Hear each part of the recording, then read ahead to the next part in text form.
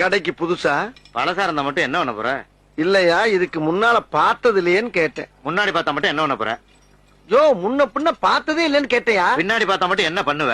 ஆஹா, நம்ம கிட்ட நம்ம கிட்டே போடுறேன். ஆரம்பிச்சிட வேண்டியதான். என்ன வேணும்? என்ன வேணும்? என்ன வேணும்? என்ன வேணும்? என்னதான் வேணும்? என்னதான் வேணும்? நீ கடைக்காரனா நான் கடைக்காரனா? நீதான். அப்ப நான் தானே கேட்கணும். ஆமா. என்ன வேணும்? என்ன வேணும்?